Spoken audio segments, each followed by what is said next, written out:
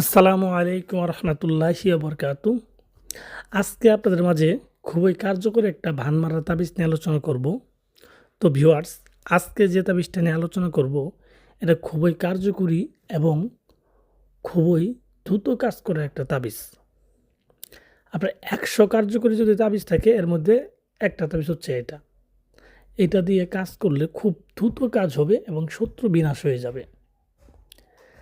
যারা বিভিন্ন শত্রুর মাধ্যমে অত্যাচারিত হয়ে আসতেছেন, কিন্তু শত্রুকে প্রকাশ্যে কিছু বলতে পারেন না বা করতে পারেন না, কারণ শত্রু হয়তো আপনার থেকে অর্থশালী বা ক্ষমতাশালী, তো তাকে সরাসরি কোনো কিছু করার মতো ক্ষমতা আপনার নাই। তো আপনি যদি তাকে এখন এই তাবিজের মাধ্যমে ভান মারতে চান, ঠিক আছে, তাহলে আপনি এই তাবিজটা প্রয়োগ করতে পারেন। এটা 100% কাজে দিবে, কারণ এটা একদম আমার পরীক্ষিত। আপনারা যারা করবেন তাদেরও কাজ হবে একবার 100%। আবার অনেকে বলতে পারেন যে ভাই এরকম তো সবাই গ্যারান্টিতে, কিন্তু কাজ তো হয় না। আমরা এরকম গ্যারান্টি শুনে অনেক টাকা পয়সা শেষ করছি, অনেক কবিরাজের পিছিয়ে গেছি, কিন্তু কোনোভাবেই কোনো কাজ হয় নাই। তো তাদেরকে বলবো, তো আমি তো আর নিজে বলি নাই যে আমার কাছে কাজ করান বা আমার দিয়ে কাজ করান, আমার টাকা পয়সা দেন, এরকম কিছু আমি তো আর বলি নাই। আমি বলছি আপনারা নিজেরাই করবেন। হ্যাঁ, আশা করি নিজেরা করলে নিজেদেরই কাজ হবে। এইগুলো যে শুধু কবিরাজদের করতে হবে এমন কোনো কথা না। যদি আপনি সঠিক তাবিজ সঠিক নিয়মে করতে পারেন, এটা যে কেউ করলেই হবে। এটা আসলেও মূল বিষয় হচ্ছে তাবিজের নিয়ম কারণগুলা। কারণ প্রত্যেকটা তাবিজ কিন্তু কাজ করবে, নিয়ম কারণগুলো হচ্ছে আসল। আপনি অনেক তাবিজ পাবেন, অনেক তাবিজের কিতাবও আছে যেখানে তাবিজ দেওয়া আছে কিন্তু সঠিক নিয়ম দেওয়া নেই।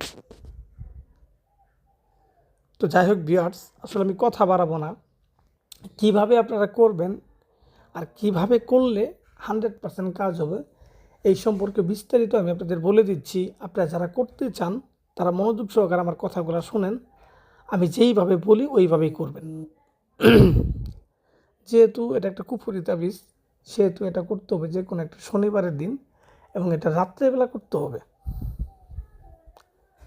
ঠিক আছে? তো এটা করার পূর্বে দেখেন তাবিজের যে নকশাটা আছে, যেটা মেন তাবিজ, এটা আপনি নিজে প্রথমে একটা খাতাতে বা একটা ডায়েরিতে লিখে রাখেন। লিখে রেখে আপনি বারবার এটা লেখেন, কয়েকবার লেখেন, লিখে যেন আপনার কাজের সময় এটা লিখতে সুবিধা হয় এবং ভুল যেন না হয়, এর জন্য আপনি এগুলা আগে লিখে রাখেন। তো লিখে রাখার পর আপনি যে কোনো একটা শনিবারের দিন এর রাত্রের বেলা, তো যে কোনো শনিবারের দিন এই রাত্রে 8টা বাজে, ঠিক আছে, নিজের ঘরে বসে এটা লিখতে পারবেন। নিজের ঘরে বসেই দক্ষিণ দিক মুখ করে জায়নামাজ বিছাবেন। বিছানোর পরে এটা লিখা শুরু করবেন। সামনে আগরবাতি মোমবাতি এগুলো জ্বালায় নেবেন, মোমের আলোতে তাবিজ লিখবেন এবং এটা লিখবেন একটা ডিমের মধ্যে, একটা ডিমের মধ্যে, ঠিক আছে। আপনার নিম পাতা আর কুম কুম মিশ্রিত করে একটা কালি বানাবেন, সেই কালি ধারা এটা লিখবেন। আমি যেভাবে লিখছি আপনারা সেম সেইভাবেই লিখবেন।